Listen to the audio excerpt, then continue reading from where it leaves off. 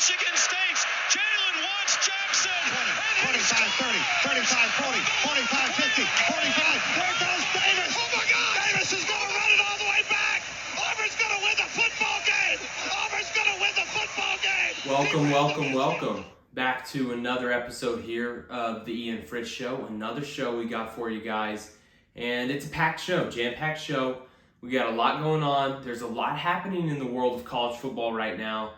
And I'm here. I'm here for you guys. I'm here to bring it to you while you guys are at work. I'm also at work, but I'm doing work as well. But I'm also doing this work. So, during the breaks, do a little bit of this, do a little bit of work. Take a little break, do a little bit of this.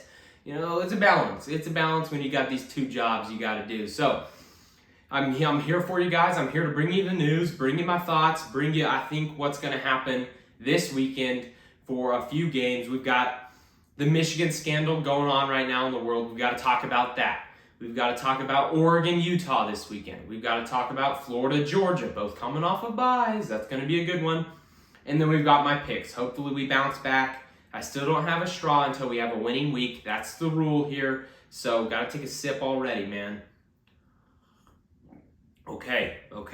We're just going to jump right in. We got the Michigan scandal. Now, for those of you that don't know what I'm talking about, and I know there are a few of you out there that don't know what I'm talking about, Michigan scandal, okay? It's this big cheating scandal going on up there in Ann Arbor, going on up there with Jim Harbaugh's Wolverines. And there's some people out there in the interwebs, online, on the Twitterverse, in the sphere, in the interwebs, online, saying that, this will all blow over. This is just like every other scandal that's going on out there. Nothing's going to come of this. This isn't that big of a deal. Now, for anybody saying that this is not that big of a deal, you are lying to yourselves. You are lying to everybody around you, and you need to wake up. You need to wake up because if it wasn't that big of a deal, nobody would be talking about it. Okay? Now, what exactly are these allegations? What exactly is Michigan, specifically one person, being accused of in this whole ordeal, okay? There's this man, he'll be over here, maybe he'll be over here. He'll probably be over here. His name, he's probably already up there. His name, Connor Stalions. First off, great name. Love the name Stalions. That is a fantastic name. Side note, a little bit of a cheater, Mr. Stalions. We'll get into why. What has this man done? What has the stallion done, okay? Over the last 3 years, he has been accused, allegedly, there's some paper trails, of buying 30 tickets to Big Ten games over the past 3 years and going to these games, either himself or someone he knows, someone he's paid, and videotaping the opposing team's sidelines specifically to catch stuff like this.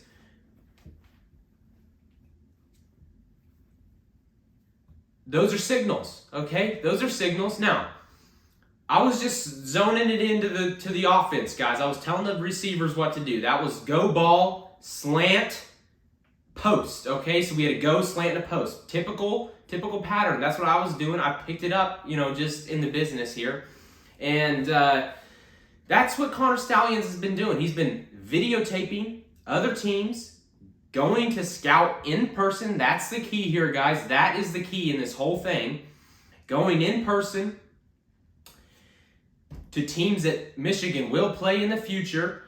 And he's going to get these signals, get these signs. Now, sign stealing, not illegal, okay? Now, if you pick up something while you're watching tape of another team, say I'm College A and we're playing College W here in a few weeks, well, I'm looking at the film, I see him do a certain thing on the sideline, and they do it a few times, and then I catch on to what that signal means, okay? Nothing wrong with that. That's just good film watching. That's what that is. Now, what you can't do, which is what Mr. Stalions has done over here, you can't go to that. I can't go to College W in week 2 when we play them in week 8.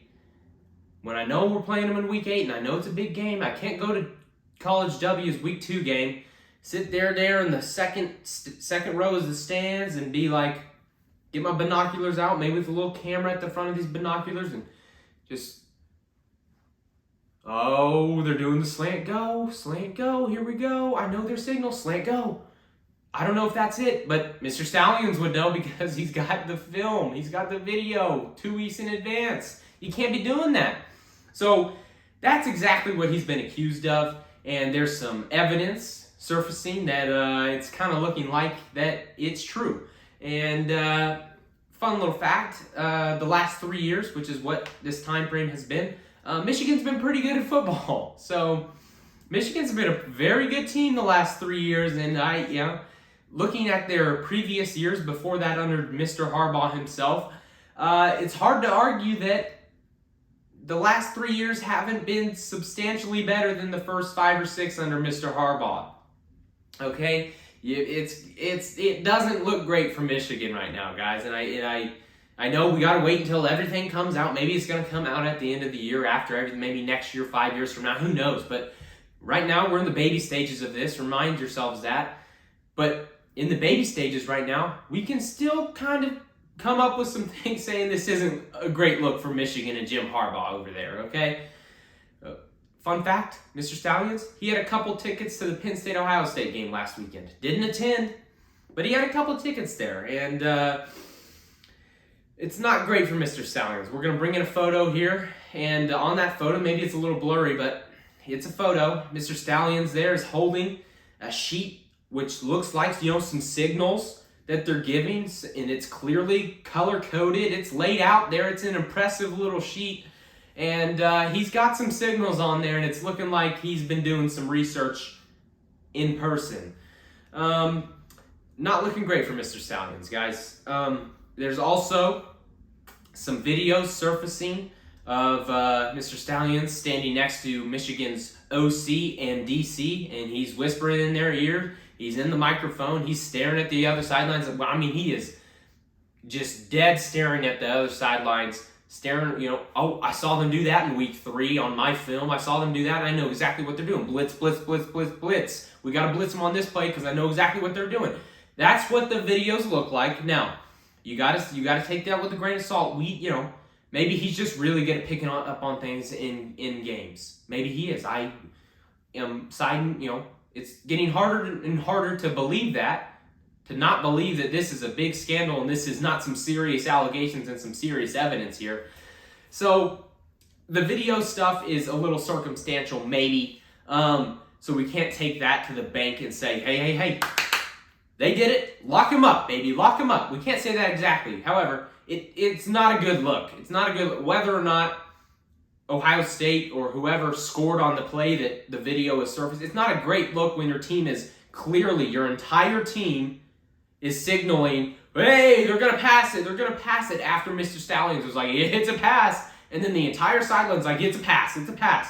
Sure enough, it was a pass. Ohio State scored. However, it's not a great look when you're doing that regardless of what Ohio State does or not. I mean, whether or not you know the play's coming, you still got to stop it. So Michigan, they probably knew a lot of plays were coming in the past 3 years. It's looking that way. They did a lot of stopping of it. It's still tougher on the defense to get things done. So in the one video that's going around on Twitter, it's lighting it up on there. Ohio State scored on that play.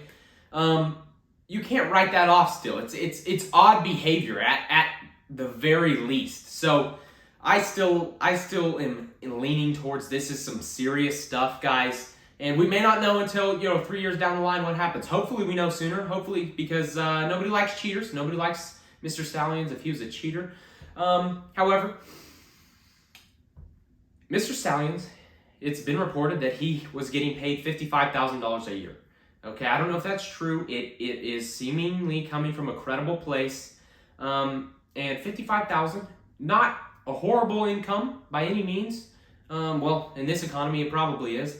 However, Mr. Stallions was buying some pretty expensive tickets. And unless he was living on the streets, maybe living as a hobo, but still buying all these tickets, it's safe to say Mr. Stallions was getting some help buying these tickets in these past 3 years. Now, who was helping this guy? I don't know. Was it Jim Harbaugh? It could have been. It could have been Jim Harbaugh.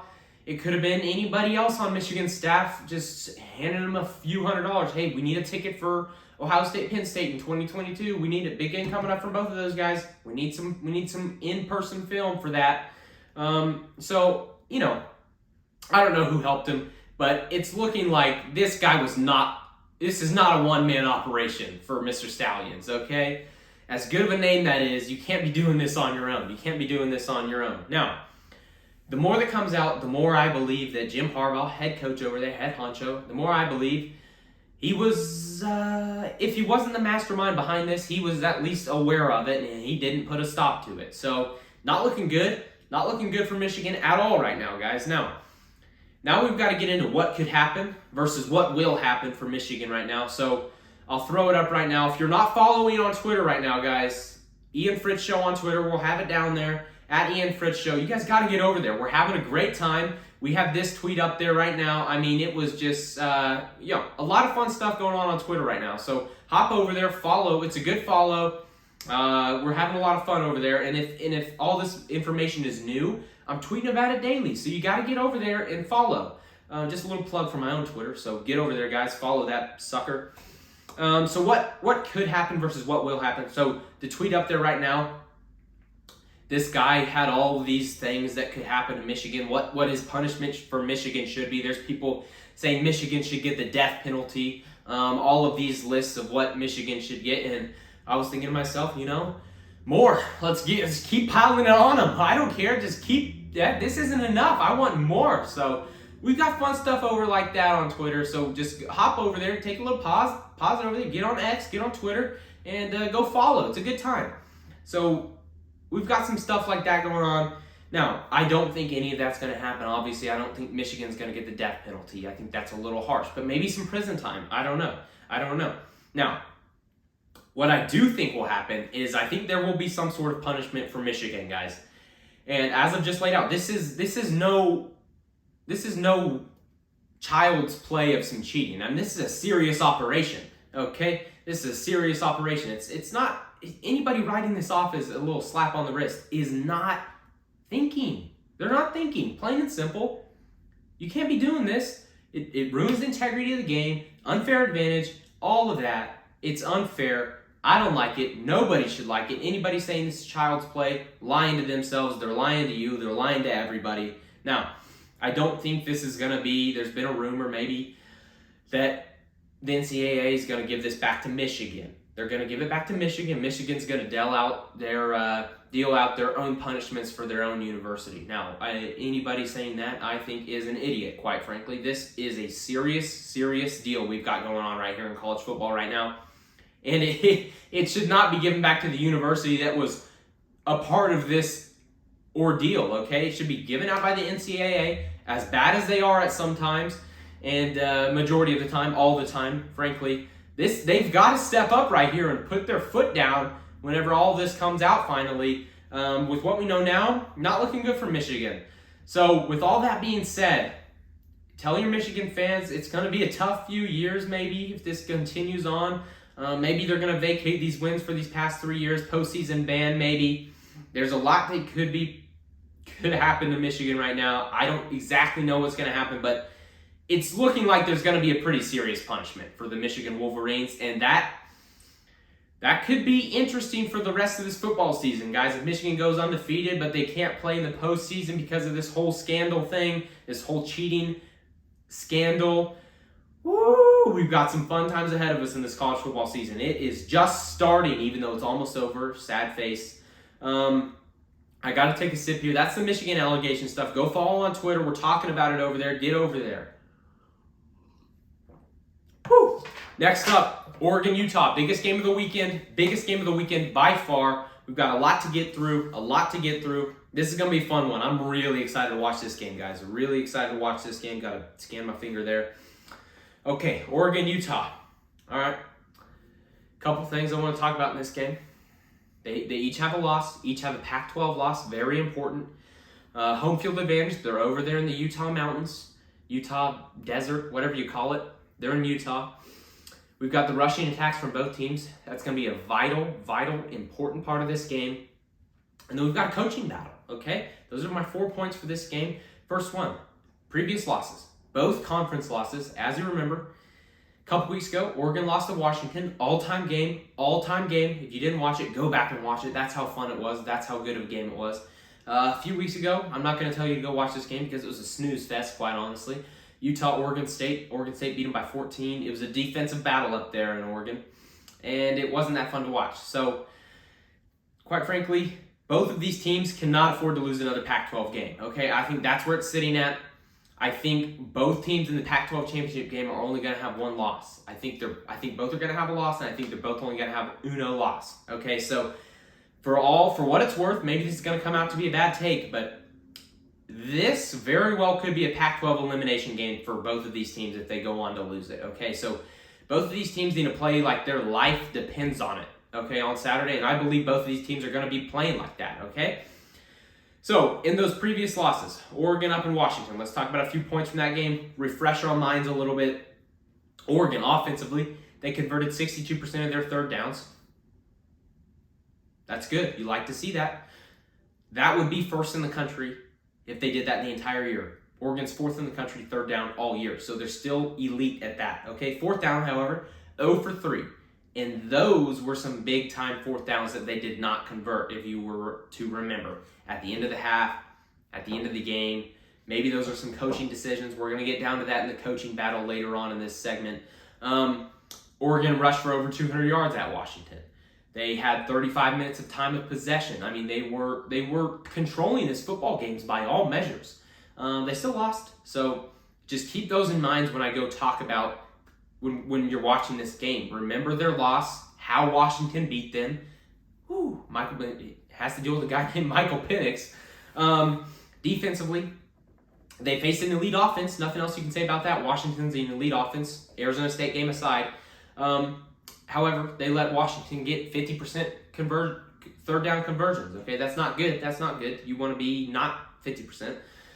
67% fourth down conversions. Okay, that is also not good. 2 out of 3. You want to be 0 out of 3, just like Washington forced Oregon. And that was the key of the game, really. That was the key of the game a couple weeks ago, those fourth downs.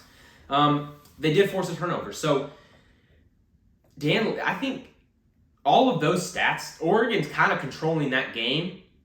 It just comes down to those fourth down decisions. So, we're going to jump a little bit into that later with Dan Lanning versus Kyle Whittingham in the coaching battle. I had to sniff there for a second, guys. I was struggling to breathe, but we're back at it. Okay, so keep those keys in mind. Those fourth downs, those third down conversions. Oregon struggled a little bit defensively on third downs, but they were excelling offensively on third down. So even in their loss, offense is still humming. Defense let up a little bit. Utah, what did they do in their loss? Oregon State defense. Still one of the best defenses in all of college football. They only allowed 21 points. They only allowed Oregon State to convert 25% of their third downs. And they only allowed Oregon State to average 3.5 yards per carry, which holding Oregon State to 3.5 yards per carry, that's some good stuff.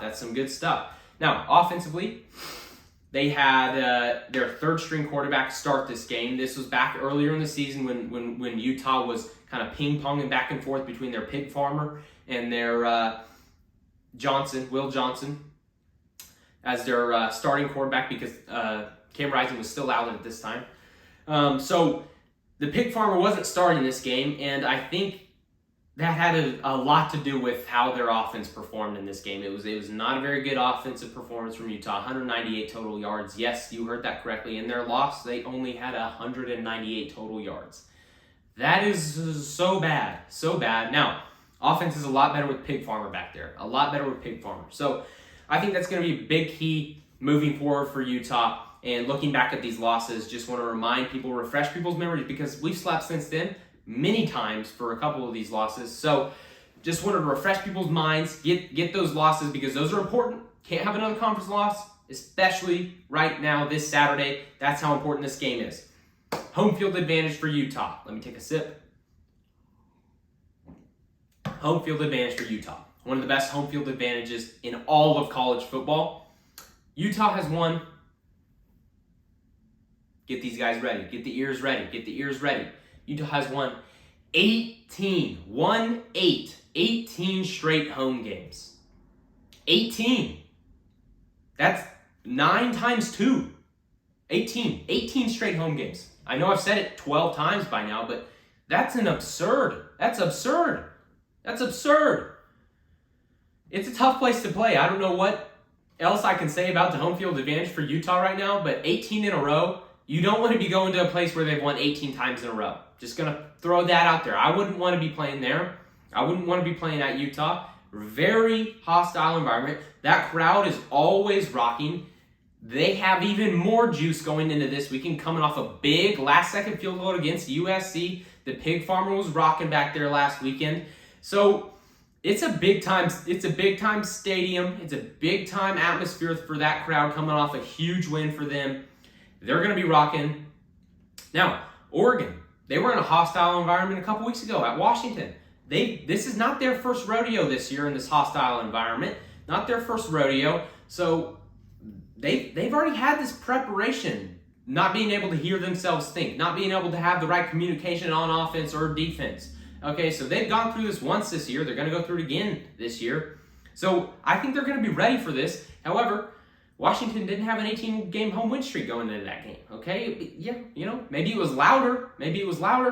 But Utah might be a tougher place to play. So the home field advantage is going to play a huge key in this game. Now, that leads into the second thing, the next thing, third thing, I guess. Who can run the ball? Who can run the rock? Who can just pound it down people's throats? That's a key. That's a key in this game, mainly for Utah. Because as much as I love the old Pig Farmer back there, that little guy, they don't throw the ball that great, Utah. The Utes they're not throwing the ball all over the field. It's a rushing attack, and you're going up against a top 10 rush defense for the Oregon Ducks. The Ducks don't let people run on them. They do not let people run the ball on them. Oregon, the number one rush offense by yards per carry in the entire country. Number one rush offense in the entire country, yards per carry, the Oregon Ducks. I believe it's at 6.4 right now. And if you're Utah, I'm reading that stat, I'm thinking to myself, that's impressive. But what is also impressive, Utah has not allowed people to run the ball effectively all year. Like I just said, top 10 rush defense in all of college football. That's going to be a battle. Now, I would give the advantage to Oregon right now. Because they've got Bo Nix back there. Guy started more college football games at quarterback position than anybody in entire history, okay? He's got some experience. And he can also run the ball a little bit. So they got the QB run game. They've got the running back run game with Bucky Irving, who very well could be the best running back in all of college football. He could very well prove that this weekend, and that is why Mr. Bucky Irving is on the watch list for Certified Stud Muffin. Yes, you heard it here first. Bucky Irving, Certified Stud Muffin watch list. He could have a gigantic game, and if he does, we're shipping him a muffin. Marvin Harrison got his last week. Is Bucky Irving going to get his this week? And we're kind of on a Certified Stud Muffin curse, so we kind of want to get off of that. Everybody I project to be a Certified Stud Muffin right now has gone out there and laid an egg. So if it's a muffin curse, it's a muffin curse, and maybe that'll help my pick here in a second. I don't know. Now, Utah, they have to be able to run the ball. Like I said, they don't have the greatest pass offense in the entire country. It's right there in the middle of the country, about 50th, 60th in the entire country, so it's not elite by any measure. And that's kind of the weakness of Oregon's defense. They've got a top 10 rush defense. That back end is where they can be fractured a little bit. So I don't expect Utah to attack that, though. I don't expect them to attack Oregon's weakness back there, that little shell. That's where they can find cracks. I don't expect them to attack that because that's not Utah. That's not Utah football. Utah football is, we're going to line up. We're going to be more physical than the team across the line. That's what we're going to do. We're going to run it down your throats, and you're going to like it. That's what Utah does. And that's going to be their game plan going forward. Can they do it against an elite rush defense? Jury's still out. Brings me to the final point for the Oregon-Utah game. Very big point. Head coaching battle. Dan Lanning, Oregon Ducks. Kyle Whittingham, Utah Utes. Now, Kyle Whittingham very well may be top 5 coach in all of college football. With what he has done for that Utah program, the guys he hasn't had all year, he has been decimated by injuries this year. They've got a running back there, Vita, I believe, who is actually a safety. He's playing both ways, but he's naturally a safety, and he's running around back there as a running back, running all over teams. They found a gold nugget back there. Kyle Whittingham, how does he do it? He just continues to win. He continues to have a physical team. There's going to be some hits in this game. There's going to be some physicality. Both Dan Lanning likes a physical game. Kyle Whittingham, physical game. This is going to be a physical game. People are going to be hitting each other. Trenches are going to be trenching. That's a saying. You better brace yourselves for some of these hits that you're going to be watching on Saturday, okay? Both of these teams extremely physical. Utah, that is their brand of football. We're physical. We run the ball. That's what Kyle Whittingham loves to do, and it's gotten him to, I believe, a top 5 coach in all of college football. That's how good he is. If he had all the talent in the world, I mean, he'd be winning national championship after national championship. Now, he doesn't, because not everybody's going to Utah. However, they're winning a lot of football games and they're being physical, and that's what you can do in the Pac-12 over there. If you're more physical than the team in front of you, you're going to win a lot of football games, and that's what he's done. Now, Dan Lanning, he likes the same brand of football, a little more aggressive. Now, can he learn from his mistakes from last year and this year? Can he learn from them? He's an extremely aggressive coach. I do not expect him to change his mentality. However, I do expect him to think a little better, and he said so after the Washington game. He shouldn't have done what they did at the end of the half there, going for that touchdown when they could have just taken the field goal, been down by 1. I do expect him to be a little smarter with his decisions, learning from them, but just because I expect it doesn't mean it's going to happen. It doesn't mean Dan Lanning's not going to go into the game and just have this full head of steam like he's had his entire career. That's what he does. I don't fault the guy for that. I love an aggressive coaching style. I'm always cheering for my team to go for it. As bad as college kickers are right now, it's an epidemic out there. We got to talk about that some other time, another topic. I love aggressive coaching. I do. However, on the road, there are situations on the road, especially in this environment that they're going to be in at Utah and what they had a couple weeks ago at Washington. On the road, close game, slugfest, take the points when you can get them. If they have a 4th down and 2 at the goal line, what is Oregon going to do? Are they going to take the points? Hey, we have a 6-point lead instead of a 3-point lead. What is Dan Lanning going to do? I think the game comes down to a decision made by Dan Lanning. I really do. Whether it's a 4th down conversion that they go for at the 50-yard line to put the game away that they couldn't convert Washington, or it's kicking a field goal at the end of the half. I don't know what it is, but I think Dan Lanning is going to have another decision in this game because Kyle Whittingham is going to keep this game close. The Utes are going to keep this game close with the way they play football. That's their brand. It's going to come down to Dan Lanning making either a critical error or just an absolutely brilliant decision. It's going to be one of those two things. We'll see what it is. Now, the line for this game, they're playing in Utah, as I mentioned. It is Oregon -7. We'll have it up here, Oregon -7. And I think Oregon is going to win the football game. I really do. I think Oregon's going to win. However, I think Utah covers, mainly because I think they have an advantage at head coach, and I think they have the home field advantage.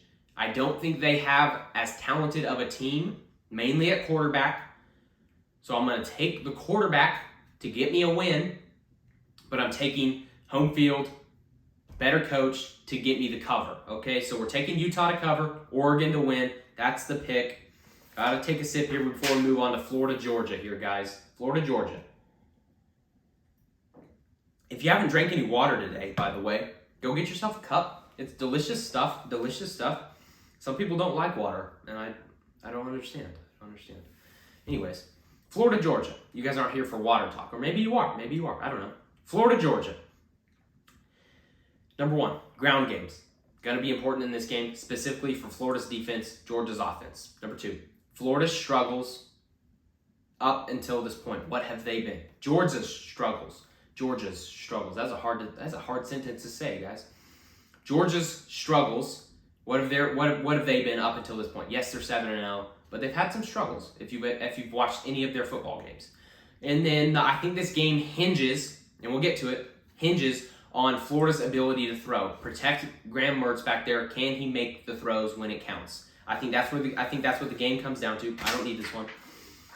I think that's what the game comes down to, okay? So, ground game for Florida's defense versus Georgia's offense. Okay, this has been Florida's weakness all year.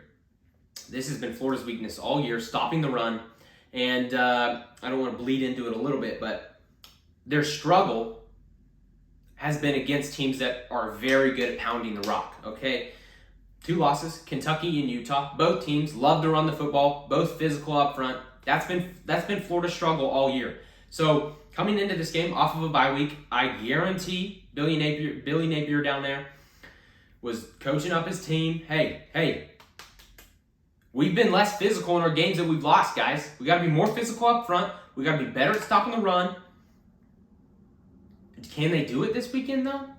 I don't know. They haven't shown that they can. So it doesn't lead me to believe that they can. However, teams aren't always trying they're not always trying to find a way to word this here, guys.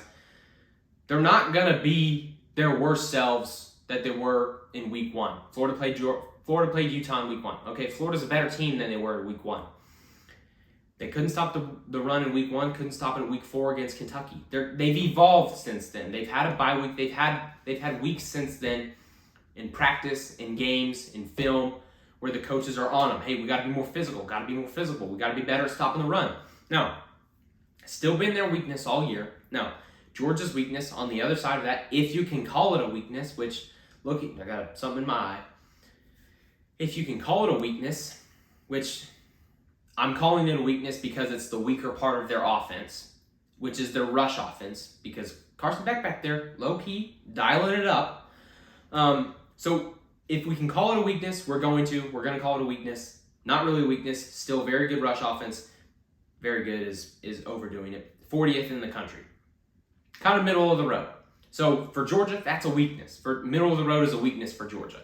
Now, can they get it going against a team that has not been able to stop the run all year? That's the question. That's all I have. Can Georgia start running the ball better against a team that has struggled to stop the run? It's a perfect opportunity for them. It's going to be a dogfight. These games are always a dogfight, Florida, Georgia. It's going to be head-to-head. It's going to be physical matchup in the trenches. Trenches are going to be trenching. And it's going to be fun to watch, but Georgia, can you run the ball better? Can you do it? You haven't faced great rush defenses, but you haven't faced one as poor as Florida, 104th in the country. So, can they run it against a very, very bad rush defense in Florida? Jury's still out. We'll see on Saturday. That's going to be a key. If Georgia can run the ball, they win this game easily. Easily win this game if Georgia can run the ball, okay? Florida struggled to run it, struggled to stop the run all year. Georgia struggled slightly, albeit, against teams that have a very good passing attack, okay? You look back on the South Carolina game. You look back on other games that they have been close. The UAB game, I believe, in the first half. Now, they pulled away, obviously. It's a much lesser opponent, UAB. But in those games where they have been hurt, in those closer games, they've been hurt through the air. That's their weakness on defense right now. Mainly because they can't get any pressure on the quarterback, guys. They're not pressuring the quarterback at a high rate. They're not getting sacks at a high rate. So quarterbacks being able to sit back there, pick it apart a little bit, and they've had success. Now, Georgia's made adjustments, but can they be better at stopping the pass this weekend? Now, Florida's kind of one-dimensional already. One-dimensional being that they're pretty even on offense, 50-50 rush, pass, but it's not great either way. Graham Mertz has been pretty good, but it's not elite by any means. So can they make them one-dimensional? Can they just force Florida to run the ball? And if they can, then it's going to be a long day for Florida because Florida has not been able to run the ball well all year. So aside from the Tennessee game. So that's something you need to look out for. Georgia's struggle, trying to stop the pass. Struggle's a relative term when we're talking about Georgia, okay? They haven't lost a game in forever. So take that with a grain of salt when I say Georgia struggle, okay? Now, what I think this game hinges on, just like I said, Georgia's struggled. stopping the pass a little bit when they have been in a close game. Graham Mertz, this game's going to fall on your shoulders, man, for Florida. This game's going to fall on Graham Mertz's shoulders, and we're going to throw him out there. We're going to give him a little muffin. We're going to maybe give him a little muffin. Maybe it's a big man. You know what? Graham Mertz, if you go out there this weekend and beat Georgia, I don't care what your stats are, because I know they're going to have to be good for Florida to win this football game. If you go out there and beat Georgia this weekend, we're sending you a gigantic muffin the size of a cake. Graham Mertz is going to get a muffin the size of a cake, everybody, and he's going to deserve it if Florida wins this game. With the way I'm talking, you probably know who I'm going to pick in this game. So this hinges on Graham Mertz back there. Can he dial it up? Can he see the defense? Is he going to have enough time? And I think that's where it's going to come down to. Does he have enough time to put the ball where his receivers can go get it, go make some one-handed catches? Because they have the dudes to do it, Florida does. Can Graham Mertz have the time back there with that shaky offensive line? Now, Florida has not been good at protecting the quarterback. 104th in protecting the QB. 104th. Yes, I said that correctly. Georgia, however, 95th in sack rate. Okay, so this is going to be a battle on the line of scrimmage. Is Florida going to find themselves on the offensive line protecting the quarterback against the Georgia defensive line with absolute studs that haven't been performing like absolute studs all year?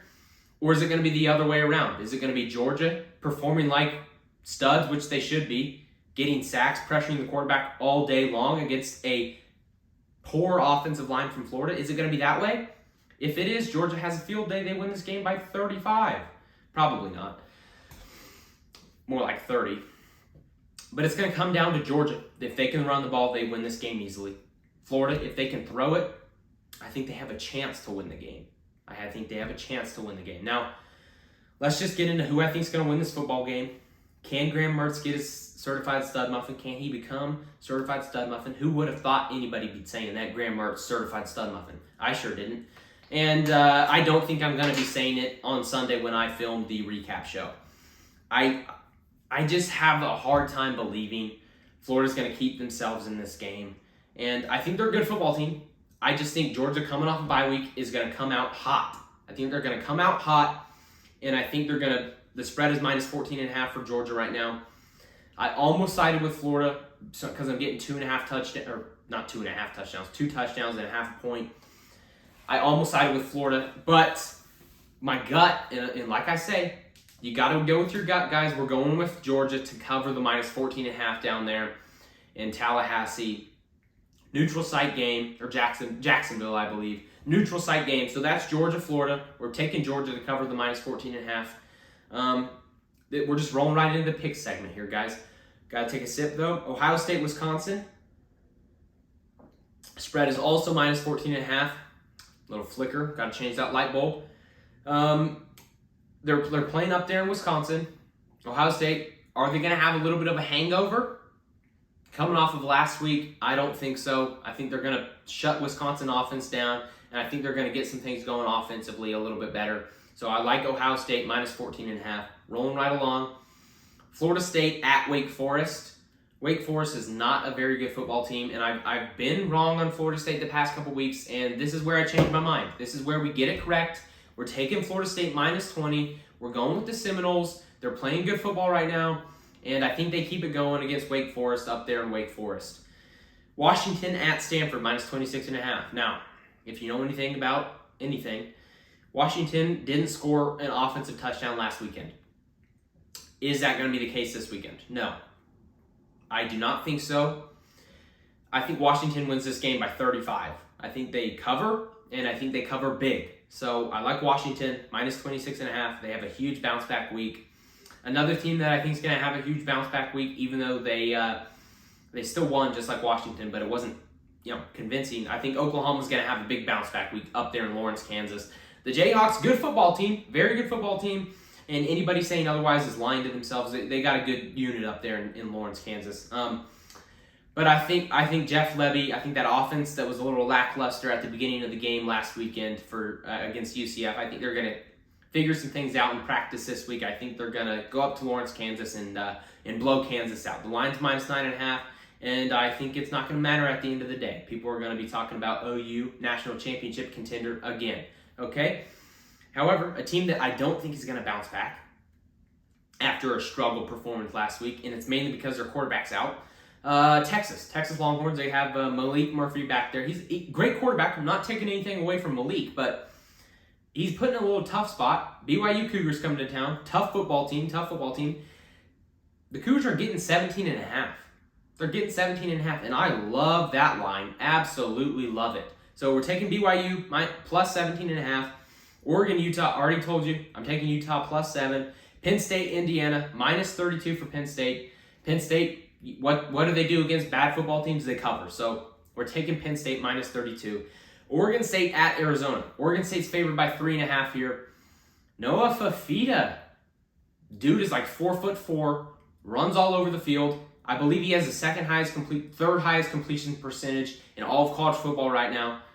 The Wildcats of Arizona. The Fafitas of Arizona. Maybe that's what we should start calling them. I don't know. Arizona. I like what they're doing. Coming off a bye week. I think they win. I think they win this football game, which therefore means I think they cover. Not taking anything away from Oregon State. Great football team. Arizona has been a lot of one-score games that haven't gone their way at the end. I like Arizona to cover this football game. Give me Mr. Fafita. Ole Miss, Vandy. Ole Miss favored by 25.5. Vandy's not good. Ole Miss, very good offense. I think they run it up on them. I like Ole Miss. I like Ole Miss to cover 25.5. Notre Dame, Pitt. If you remember a couple weeks ago, Pitt beat Louisville after Louisville beat Notre Dame. So are we going to have a little cycle here? Notre Dame beats Pitt. Pitt beats Louisville. Louisville beats Notre Dame. I think we're going to have that little circle. And I think Notre Dame covers. I think they beat Pitt by more than 20. North Carolina at Georgia Tech. North Carolina. It's been a sad week for you guys in practice. I'm sure that you guys have been working hard trying to recover after one of the all-time worst losses in the history of this season. But I like you guys to bounce back this week. I like you to win by more than 11.5 on the road. Georgia Tech, sneaky good football team, but I think North Carolina bounces back. I think Drake May has a bounce back weekend, and they go in there and win. Louisville, Duke. Louisville's favored -4. Home field advantage for Louisville. However, I think Duke, a week for the backup quarterback to get back into things. Maybe Riley Leonard's healthy for this game. I like Duke to win this football game, and I like them, which therefore means I like them to cover. But we're taking Duke to cover either way. But I think they're going to win, and I think they cover this football game. Air Force, Colorado State. Air Force -12. We're taking Air Force. I think they're a better football team than Colorado State. That's really the only reasoning I have for this one. Tennessee at Kentucky. This was a tough game for me to pick. And I honestly probably will change this one a few times before kickoff on Saturday. Tennessee's favored by 3.5. What have they struggled to do? Beat Bama, except for last year. But they're not playing Bama this weekend. So I like Tennessee to win by more than 3.5.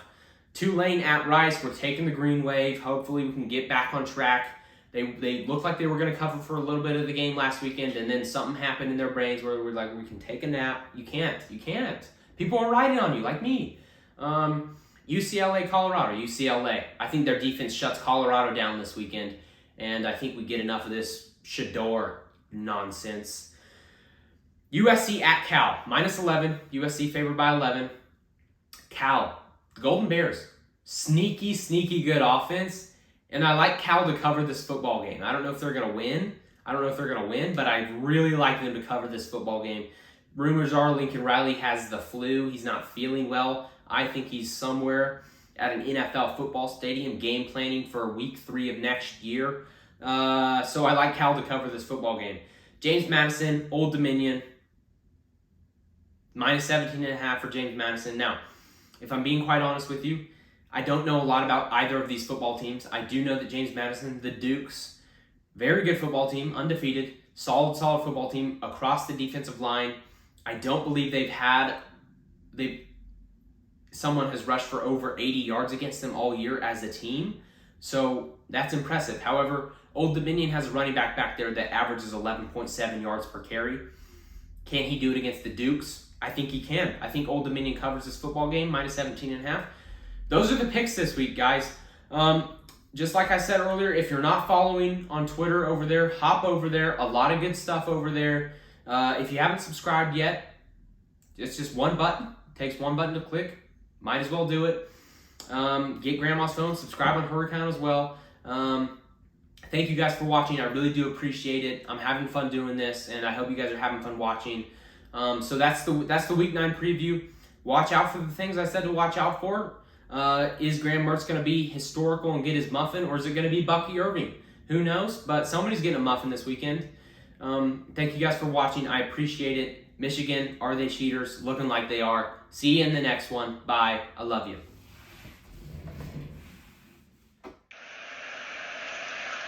Whoa, he has trouble with the snap, and the ball is free. It's picked up by Michigan State's Jalen Watts Jackson. 20, 25, 30, 35, 40, 45, 50.